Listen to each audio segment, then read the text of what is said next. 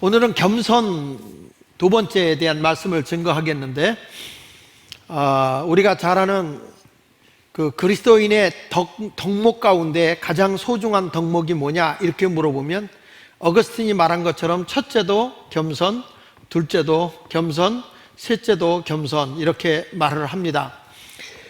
이 아이들도 말이죠, 누가 자기가 더 잘난 게 있으면 은근히 동생이나 또 자기 동료들을 무시하는 게 있어요. 너는 그거 모르잖아, 너는 그거 알지도 못하면서, 그러면서 무시하는 게 있어요. 사람이 남들보다 조금만 우월감을 갖게 되면 그 사람들을 무시해버리는 게 있습니다. 제가 기억나는 게 한 가지 있습니다.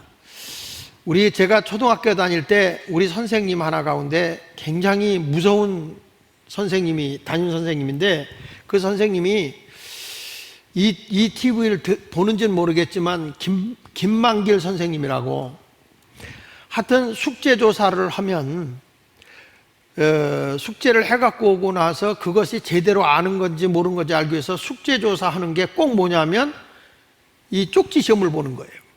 그래서 숙제조사하고 쪽지시험을 봐서 하나 틀리면 발바닥 세대, 이렇게 매를 가하는 선생님이세요. 근데 어느 날 선생님이 와서 수업을 하는데 그날따라 희한하게 숙제조사를 안 하는 거예요. 숙제조사를 안 하는 거예요. 항상 숙제조사를 하고 혼낼 사람 혼내놓고 수업을 했는데 숙제조사를 안 하는 거예요.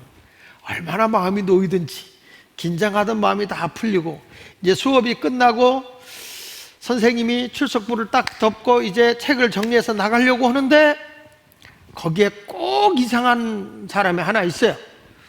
우리 김학성 목사 같은 분이 뭐라고 얘기하는 거니? 선생님, 오늘 숙제조사 안 해요? 죽이고 싶은 거예요. 숙제조사를 안 해요? 라고 하는 것은 이 사람은 숙제를 했다는 거예요? 안 하겠다는 거예요? 했다는 거예요. 내가 이 모든 쪽지시험을 봐도 자신이 있다는 거예요. 그러니까 숙제조사 안 해요? 그랬더니 그 선생님이 참 하더니 숙제조사를 하는 겁니다. 난 그 인간 영원히 잊지 않을 겁니다. 사람이 남들보다 내가 조금 더 자신 있고 뭔가가 준비되어 있다 싶으면 나 하나만 잘 되면 되겠다는 인정받고 싶은 마음으로 다른 사람을 이렇게 비하하는 경우도 있어요. 여러분, 오늘 성경에 보면 아주 그 아람의 나라의 군대 장관으로서 명성도 있고 또 나라를 전쟁에서 계속 이기게 하는 좋은 장군이기 때문에 왕이 상당히 존경하고 또 칭찬하고 자기 신복으로 데리고 있는 장군이 있습니다.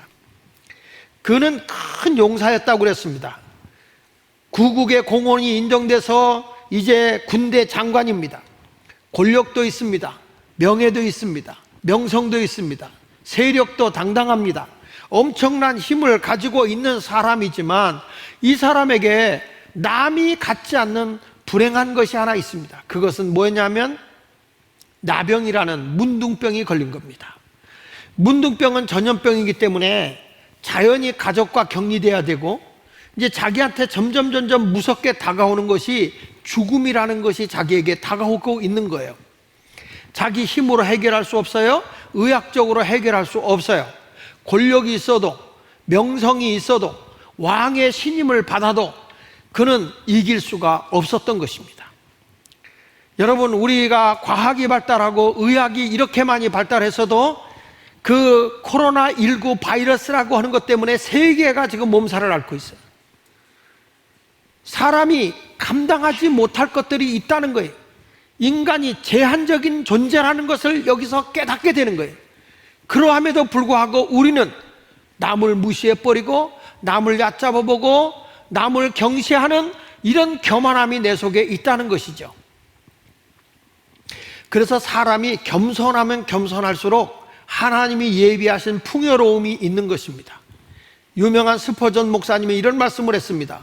겸손의 골짜기로 내려가는 길은 매우 험하고 힘들다. 그러나 내려가기만 하면 말할 수 없이 풍성하다, 이런 말을 했어요. 겸손함으로 내려가는 건 쉬운 일은 아니에요. 사람은 누구든지 내가 더 높아지고 싶은 마음이 있어요. 부부간에도 서로 갈등하고 싸울 때 보면 내가 너보다 낫다는 주장을 하기 때문에 그래요. 우리 자녀들 가운데에서도 서로 얘기를 합니다. 자녀들 가운데도 이야기를 하는데 그 자녀들이 서로 이야기를 하면서도 동생을 무시하거나 힘으로 억압하는 경우가 있습니다.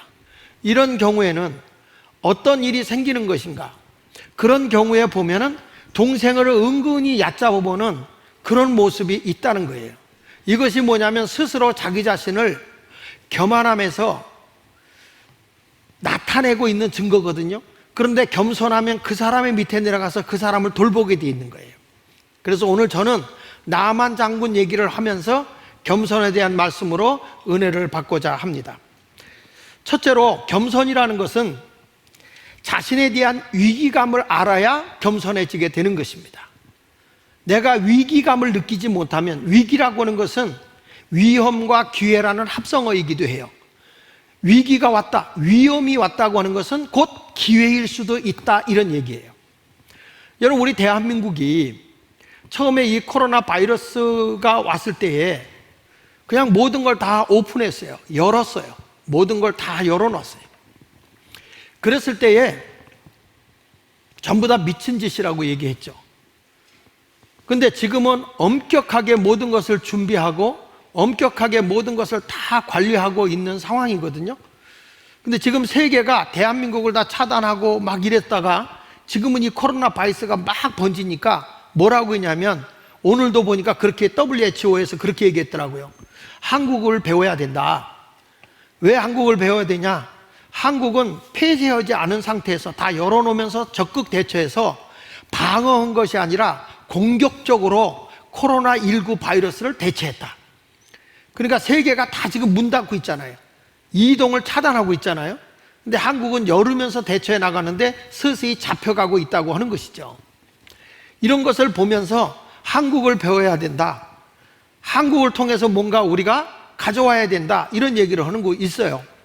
그러니까 이게 어찌 보면 대한민국의 위기였던 것들이 나중에는 더 좋은 기회도 될 수 있다라고 하는 것을 보여주는 것이기도 해요. 여러분, 교회도 마찬가지입니다. 성도들이 지금 이러한 상황에 놓여 있을 때에 어떻게 예배 드려야 될지, 어떻게 해야 될지, 이건 아무도 생각하지 못했어요. 제가 약 20여 년 전에 교회가, 공간교회가 있어야 된다, 그런 때가 온다고 그랬는데 이렇게 올 줄은 몰랐어요. 여러분은 지금 역사적인 사실 앞에 놓여 있는 것입니다.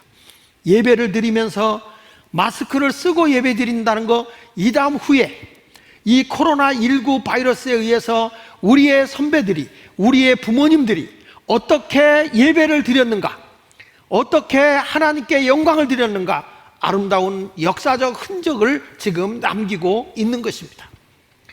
여러분, 이런 위기감이 왔을 때 우리는 한없이 작아지는 거 아니겠어요?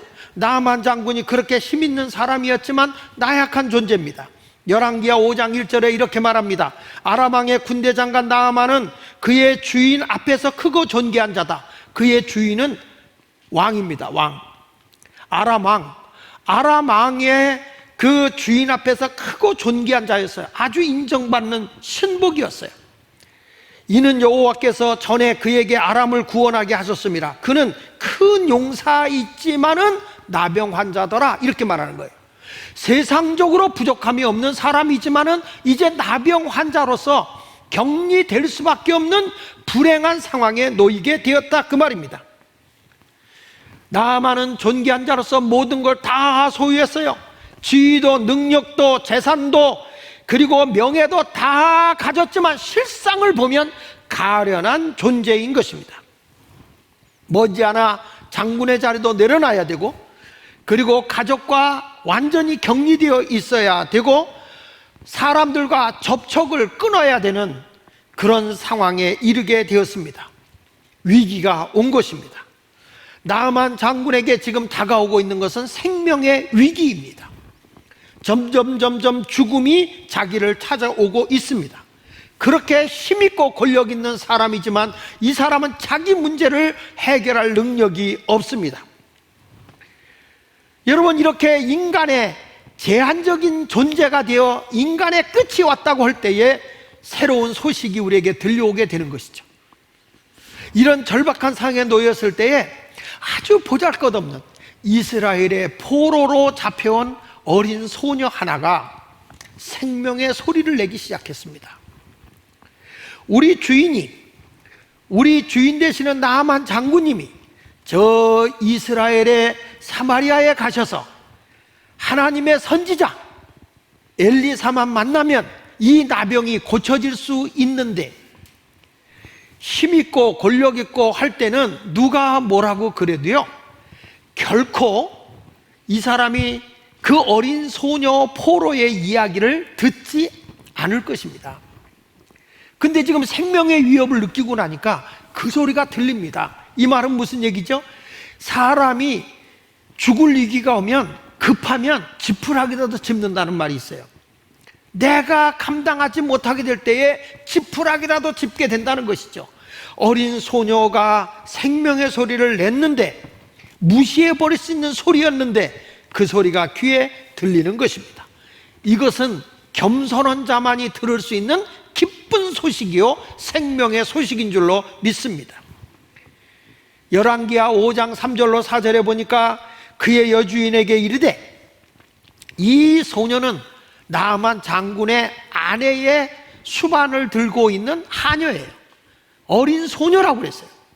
근데 이 소녀가 그 여주인에게 하는 말이, 우리 주인이 나아만 장군이 사마리아에 계신 선지자 앞에 계셨으면 좋겠나이다. 그가 그 나병을 고치리이다. 그가 나병을 고치리이다 하는지라 나아만이 들어가서 그의 주인께 아뢰어 이르되, 자, 이 소리를 나아만 장군이 들은 거예요. 그래서 그의 주인이 누굽니까? 아람 왕이에요. 아람 왕에게 가서 내가 이스라엘 땅에서 온 소녀의 말을 들어보니 이러이러한데, 거기 가면 하나님의 종 선지자를 만나게 될 수 있는데 그를 만나면 내 병이 낫는다고 하더군요. 그 말을 알았어요. 그랬더니 아람 왕이 아주 편지까지 써서 이스라엘로 보내게 되는 것이죠. 많은 물들까지 줘서 보내는 것입니다. 여러분, 여기 보십시오. 겸손한 사람은 나와 관계되어 있는 보잘것없는 사람 같지만 그 속에서 생명의 소리가 들려온다는 거예요. 사람이 위기가 오면 기회를 포착할 수 있게 된다는 것이기도 합니다. 우리 힘으로 감당하지 못할 그런 어려움이 왔을 때, 여러분, 우리는 그런 속에서 누구의 말을 들어야 되겠느냐? 권력자의 말이 아닙니다. 바로 여기서 생명의 소리를 들어야 된다는 것입니다. 사는 소리를 들어야 된다는 것입니다. 오늘 여러분들도 하나님을 경험할 수 있는 성도가 되시기를 축원합니다. 시편 34편 8절에 보면 너희는 여호와의 선하심을 맛보아 알지어다. 그에게 피하는 자는 복이 있도다 그랬습니다. 여기 보니까 너희는 여호와의 선하심을 맛보아 알지어다. 하나님은 선하신 분임을 믿으시기 바랍니다. 우리를 불행하게 하고 세상에 일어난 일들이 결코 우연은 없습니다. 지금 이런 바이러스가 일어나고 있는 이런 때에 우리는 먼저 하나님 앞에 겸손히 회개하고, 하나님을 섬기지 못하고 물질 만능주의, 도덕적으로 부패돼서 이제는 점점 타락의 길을 걸어가고 있는 이런 현실 앞에서 우리가 다시 한번 하나님 앞에 회개하고 겸손히 낮아진다면 우리 하나님은 이 전염병을 없이 해줄 수 있는 위대하신 하나님인 걸 믿어야 됩니다. 지난 철야 때 제가 그런 말씀을 했지만, 이 모세가 이스라엘 백성을 이끌고 가나안 땅을 향해 가는데 가나안을 앞두고 12명의 정탐꾼을 가나안 땅을 정탐하고 돌아오게 했어요. 10명의 정탐꾼이 와서 보니까, 와서 보고하기를, 가보니 거기는 정말 젖과 꿀이 흐르는 땅인데 그 아낙 자손들 네피림족들이 워낙 거구고 장대해서 우리가 거기 들어가 봐야 우리는 그들의 포로가 되고 노예 생활밖에 못할 겁니다. 우리는 거기 안 들어가는 게 낫겠습니다. 우리는 저들에 비하면 그저 메뚜기 떼에 불과한 연약한 존재들입니다. 이렇게 보고를 하는 거예요. 애굽에서 노예가 싫어서 나왔는데 결국에는 우리가 노예가 되는 거 아닙니까? 그때 고생을 하며 여기까지 왔는데 이게 뭔가 온 백성이 통곡을 하고 울죠. 그럴 때 여호수아와 갈렙은 아닙니다. 절대 그렇지 않습니다. 저들에게는 보호자가 없지만 우리에게는 보호자 되시는 전능하신 하나님이 계십니다. 하나님이 저들을 물리치시고 승리하게 하십니다. 이렇게 외칠 때에 백성들이 전부 다 돌을 들어서 여호수아와 갈렙을 때려 죽이려고 합니다. 왜 10명이 안 된다고 하는데, 다 죽는다고 하는데, 포로로 잡혀서 노예가 된다는데 너희들만 안 된다고 그러냐, 우리를 지금 함정에 몰아넣으려고 하는 것이냐. 그래서 분노가 치밀어 일렀겠죠. 그때에 이 여호수아와 갈렙이 뭐라 합니까? 여러분이요, 하나님을 반역하지 마세요. 하나님의 뜻을 거역하지 마세요. 외칩니다. 왜 전능하신 하나님이 우리에게 있는데 왜 두려워하고 있느냐, 그 말이에요. 그때에 말을 듣지 않냐고 계속 거역을 하니까 우리 하나님께서 내가 너희들에게 이 많은 이적을 보여줬는데 어찌하여 나를 반역하느냐, 어찌하여 나를 거역하느냐 하면서 그 불신앙을 가진 사람들에게 하나님이 전염병을 줬다는 거예요.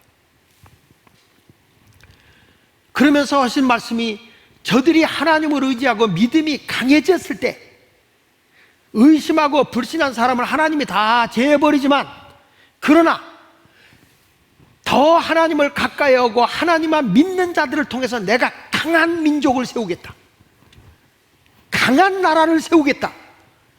그것이 하나님의 약속인 것입니다. 지금 우리가 이렇게 힘들고 어려울 때 우리는 믿음이 나태해지기 쉽습니다. 이럴 때일수록 더 우리가 영적으로 살아있어야 되고 전능하신 하나님을 붙잡아야 할 때인 줄로 믿습니다.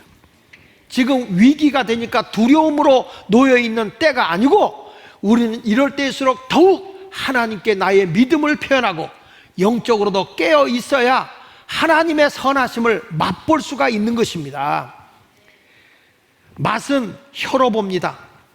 음식이 입으로 들어갔을 때 맵다, 짜다, 싱겁다, 달다, 맛있다, 맛없다 알 수 있어요. 영의 세계는 영의 눈으로 볼 수 있고, 사랑이라는 것은 가슴으로 느끼는 것입니다. 우리가 하나님을 경험하려고 하면 우리가 영이 깨어 있어야 되고, 영이 깨어 있기 위해서는 기도함으로써 성령의 충만함이 우리에게 오게 되는 것입니다. 그러면 내 힘이 아니라 하나님의 권능이 우리에게 오게 되는 것이고, 하나님께 피하는 자, 하나님을 의지하는 자에게는 복이 임하게 될 것입니다. 우리가 있는 자리에서 하나님을 잊어버리지 말고, 하나님의 성전에 와서는 하나님을 찾지만 오늘 이 자리가 아닌 가정에서 가족들이 모여서 예배를 드리고 있는 그 자리에서 여러분들이 예배 드리고 싹 하나님을 잃어버리는 것이 아니라, 쉽고 편안하게 예배 드리니까 그냥 하나님을 그 자리에서 형식적으로 이 유튜브만 보고 끝나는 게 아니라 진심으로 하나님을 찾으시길 바랍니다. 하나님을 의지하시기 바랍니다. 내가 위기는 하나님을 찾아야 할 때인 것입니다. 내 지성이나 이성이나 지식, 지혜로 되는 것이 아니라 전능하신 하나님을 의지함으로 되는 것입니다. 나만 장군이 하나님을 의지하고 하나님의 능력을 의지하고 살아가는 엘리사를 만남으로 그의 나병이 해결받을 수 있는 것처럼, 오늘 이 자리에 오신 여러분 모두의 영적인 문제가 해결됨으로써 우리의 질병의 문제, 한국 강산의 경제적인 문제, 세계의 바이러스로 인해서 모든 사람의 두려움과 공포가 사라질 수 있는 시간이 되기를 축원합니다. 절대로 지금은 영적인 위기의 시간이기 때문에 우리가 깨어 있어야 되는 것입니다. 우리가 예배를 드리지 못하게 되면, 어저께도 이제 국무총리 담화문이 발표가 됐어요. 그 발표가 되고 나니까 우리 교회 최병일 권사님이, 형사로 계신 권사님이 전화가 왔습니다. 목사님, 교회들마다 다 이제 공무원들이, 경찰들이, 형사들이 다 배치가 될 것입니다. 그러니까 예배 드리는 걸 어떻게 해야 될지 좀 의논을 자세히 하시는 게 좋겠습니다. 그래서 제가 교역자들을 긴급히 모아가지고 어떻게 하면 좋겠냐 그랬더니, 목사님, 그 담화문에 그 앞에가 뭐냐면 국가의 시책을 철저히 지켜달라는 겁니다.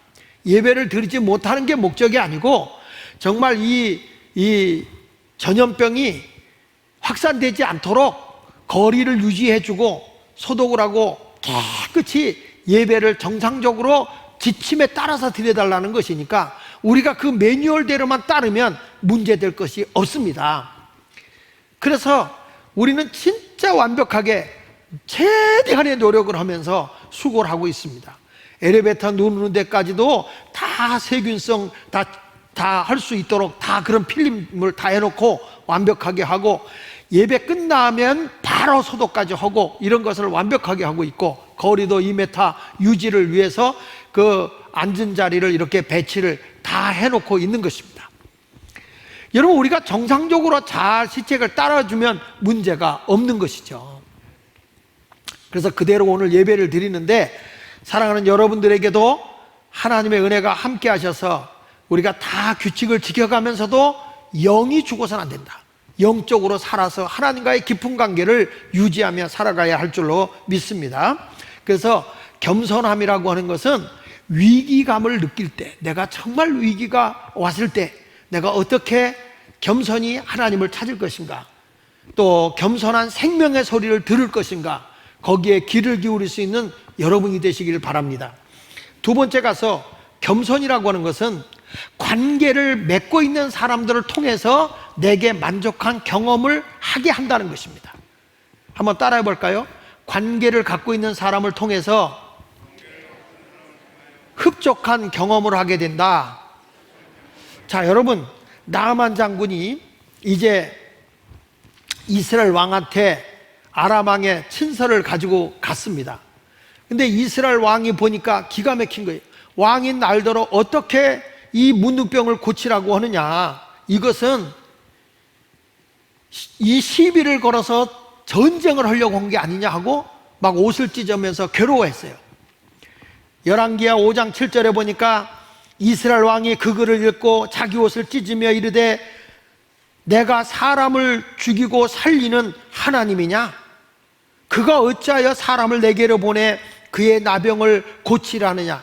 너희는 깊이 생각하고 저 왕이 틈을 타서 나와 더불어 시비하려 함인 줄 알라. 시비를 하기 위해서 이런 문제를 거는 거 아니겠느냐?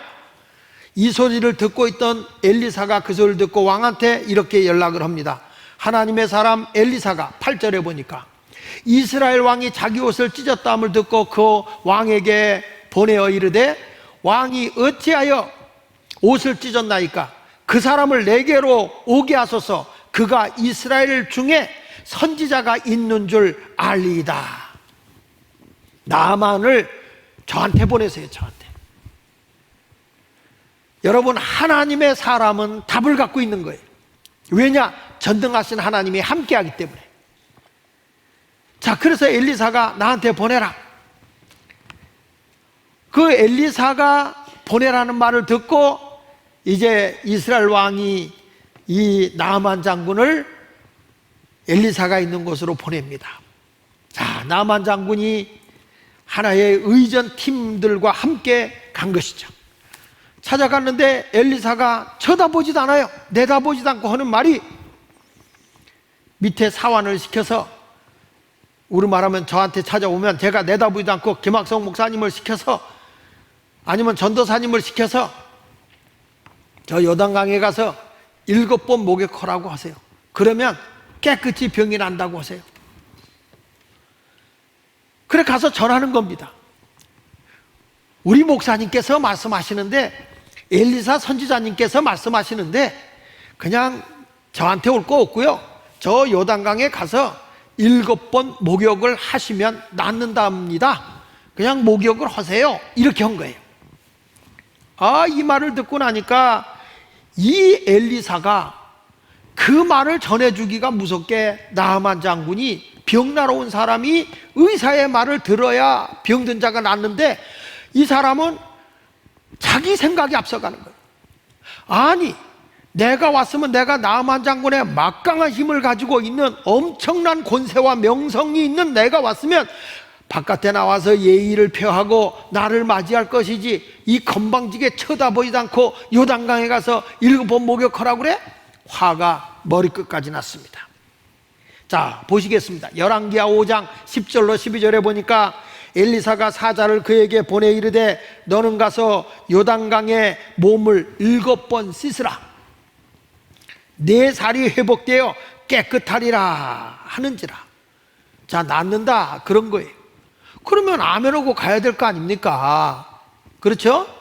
그런데 나하만이 노하여 물러가며 이르되 내 생각에는, 누구 생각에는?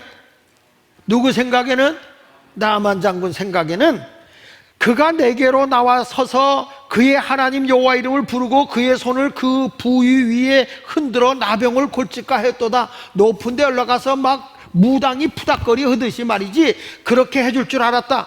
다메섹강 아바나와 바르발은 이스라엘 모든 강물보다 낫지 아니하냐? 우리나라의 다메섹강이 저 요단강보다 더 깨끗하다. 내가 거기 가서 몸을 씻으면 깨끗하게 되지 아니하랴 하고 몸을 들려 분노하여 떠났다는 거예요. 지금 이 사람이 생각하는 걸 보세요. 나하만 장군이 병 낫기를 위해서 찾아왔는데 결론은 뭐예요? 내 생각대로 안 됐다는 거예요. 의사한테 가면 의사가 지시하는 대로 따라야 됩니다. 맞습니까? 제가 한 번은 주사를 맞게 됐어요. 감기가 있어가지고 주사를 맞으러 갔는데, 지금이 아니라 오래전에요. 제가 잘하는 데를 갔어요. 갔더니 아유 목사님 주사 한 대 맞아야 될 것 같습니다. 주사 맞으세요. 알겠습니다. 그 주사실로 들어가라고 하는데 의사 선생님이 놓는 게 아니고 간호사가 와서 옷 내리세요. 그래. 아, 되게 쑥스러워요. 이걸 여기 내린다는 게. 그래서 조금 내렸어요. 엉덩이 있는 데만 조금 내렸더니 더 내리세요. 그래. 하도 환자가 많이 오니까 이 간호사가 되게 퉁명해. 의사 선생님은 제가 알지만 간호사는 잘 제가 모르잖아요. 그러니까 더 내리세요. 아, 그러더니 남의 궁뎅이를 막 때려. 팍 찔러버려요. 그러고 나서 주사를 놓고 나더니 여기다 솜을 딱 대주면서 피 안 나올 때까지 대고 계세요. 그래. 되게 퉁명스럽더라고요. 그래도 순종하는 거예요. 그렇지 않습니까? 여러분은 안 하나 보죠? 그냥 오두에다 찔르세요 그럽니까? 그렇지 않아요. 자, 나하만 장군이 왔으면 하나님의 사람 엘리사의 말을 들어야 되는데 자기 생각하고 안 만났다고 화가 나서 난 요단강에서 목 안 해. 나는 저 다메섹강에 가서 목욕을 할 거야. 그냥 나하만 장군의 마음에 섭섭이가 겨들어간 거죠. 지금 사느냐 죽느냐의 그 갈림길에서 자기 생각에 살려고 얼마나 노력했어요. 여기까지 온 것은 살기 위해 온 거 아니겠습니까? 그런데도 자기 생각이 앞서가는 거예요. 교만이 아직도 있는 거예요. 그래가지고 그냥 가려고 하니까 그때 누구를 만나냐? 티목이 좋아야 되는 거야. 티목이. 그때에 의존했던 종들이 뭐라고 얘기를 하는 거니? 카카 장군님, 아니 하나님의 선지자가 이보다 더 큰 일을 시켜도 따라서 해야 될 거 아닙니까? 순종해야죠. 그냥 하세요. 그거 안 하고 가면은 우리가 이게 되겠습니까? 아니 화가 나고 싸우는 건 나중이고 병 고치는 게 우선 아니겠어요? 이보다 더 큰 일을 시켜도 해야 할 판인데 왜 안 한다고 하십니까? 하시지요. 목숨 걸고 하는 거예요. 화가 머리끝까지 나는데 장군이, 자기보다 높은 장군이 밑에 있는 종들이 말이야 얘기를 하는 거 순종하라고, 이 엘리사의 말에 순종하라고 얘기하는 거예요. 난 여기서 깨닫는 게 겸손이 뭐냐? 나와 함께하는 팀워크의 말을 들을 수 있는, 경청할 수 있는 귀가 있는 것, 그게 겸손이라는 거예요. 보십시오. 열왕기하 5장 13절 14절에 보니까 그의 종들이 나와서 말하 이르되 내 아버지여 선지자 엘리사가 당신에게 큰 일을 행하라 말하였다면 행하지 아니하였으리까? 하물며 당신에게 이르기를 씻어 깨끗하게 하라 함이니까. 사람들이 오해하려면요 위에서 한 말도 오해가 될 때가 있어요. 왜냐하면 자기 자존감이 무너졌다, 자존심이 상했다 이래가지고 오해를 하는 경우가 있어요. 그런데 엘리사의 말을 듣고 지금 나아만 장군이 화가 난 것은 자존감이 무너졌다는 거예요. 내가 이 요단강에 가서 7번 목욕게 나를 환영도 안 해줘? 내가 오면 차라도 한 잔 대접해 줘야 될 거 아니야? 이런 식으로 막 그냥 화가 났는데, 그 말을 수레에 태워 갖고 갔던 종이 하는 얘기잖아요. 이거보다 더 큰 일 시켜도 들어야 되지 않겠습니까? 순종합시다. 그랬더니 나아만이 이에 내려가서 그랬어요. 그렇죠? 나아만이 이에 내려가서. 난 여기서 보면 나아만 장군의 훌륭한 점이, 화가 났다가도 자기보다 못한 밑에 있는 신하가, 종이 순종해 봅시다 라고 했을 때 듣는 귀가 있었다는 거예요. 경청했다는 거예요. 그냥 발로 걷어차고 니까 짓게 뭐라, 네가 나를 무시하는 거야 하면서 큰 소리 칠 수도 있겠지만은, 아닙니다. 목숨 걸고 충원하는 거 아니겠어요? 이보다 더 큰 일을 시켜도 순종해야 되니까 들으십시오. 그래서 하나님의 사람의 말대로 요단강에 7번 몸을 잠그니 그의 살이 어린아이 살같이 회복이 되어 깨끗하게 되었더라. 할렐루야. 회복이 된 거예요. 회복이 됐어요. 여러분, 우리도 하나님의 앞에 하나님의 말씀으로 은혜를 입고 순종하잖아요. 지금의 이 모든 재앙이 문둥병과 같은, 나병과 같은 이런 코로나 바이러스도 다 주님이 물리치고 깨끗하게 정상적으로 회복될 걸 믿습니다. 로마서 1장 5절에 말씀합니다. 그로 말미암아 예수로 말미암아 우리가 은혜를 받아 사도의 직분을 받고 그의 이름을 위하여 모든 이방 중에 믿어 순종하게 하나니. 은혜와 사도의 직분을 받아 한 것이 뭐냐? 예수 이름으로 이방인들에게 예수를 믿게 하고 주님의 말씀에 순종하게 했다는 거예요.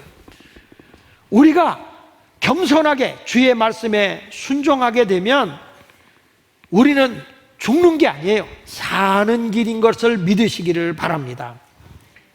겸손하지 않으면 하나님의 말씀에 절대 순종할 수가 없어요. 그러나 겸손하면 그 겸손 앞에서는 부족함이 없어요. 잠언 22장 4절에 이렇게 말하는 거예요. 겸손과 여호와를 경외함의 보상은, 다 같이 읽어볼까요? 재물과 영광과 생명이니라. 겸손이 또 하나님을 경외한다, 예배하는 자의 보상은 재물과 영광과 생명이니라. 우리가 모든 규칙을 지켜가면서 하나님을 예배하는 것, 겸손히 주님을 영화롭게 하는 것, 재물과 영광과 생명이 주어지게 될 것을 믿으시기를 바랍니다. 이제 겸손한 자는 하나님께서 외면하지 않아요. 반드시 복을 주는 거예요. 오늘도 마태복음 11장 28절 29절에 우리 주님이 말씀합니다. 수고하고 무거운 짐진 자들아, 힘들고 어려운 자들아, 그 말이에요. 내가 이 세상에 살 때 너무 내가 감당하기 어렵고 애쓰고 너무너무 버거운 일이 있느냐? 다 내게로 오라, 내게로 오라. 내가 너희를 쉬게 하리라. 내가 너희에게 평안을 주리라, 그 말이에요. 29절 같이 읽어봅시다. 나는 마음이 온유하고 겸손하니 나의 멍에를 메고 내게 배우라. 그리하면 너희 마음이 뭘 얻으리니? 불안함이 없어지고 두려움이 없어지고 걱정거리가 사라지고 쉼을 얻는다. 평안함이 주어진다는 것입니다. 여러분, 겸손이라고 하는 것은 위기 속에 보잘것없는 분들에게 말씀을 듣는 거예요. 생명의 소리가 들리는 거예요. 내가 내 뜻하고 맞지 않아서 화가 나고 속이 상하는 일이 있을 때, 그때 나를 진심으로 함께 이루는 팀웍의 소리를 들을 수 있는 것, 생명의 소리를 들을 수 있는 것, 매우 중요한 것입니다. 요단강에 7번 잠그는 것이 중요한 것이 아니라, 씻는 것이 중요한 것이 아니라 무엇을 보기 원하냐? 겸손히 주의 말씀을 듣는 순종을 보기를 원하는 거예요. 순종하지 않고 가려고 할 때 주변에 있는 멤버가 이보다 더 힘든 일을 시켜도 순종하면 순종해야 될 거 아니냐? 순종하면 그 결과가 나올 것이니 순종해 봅시다.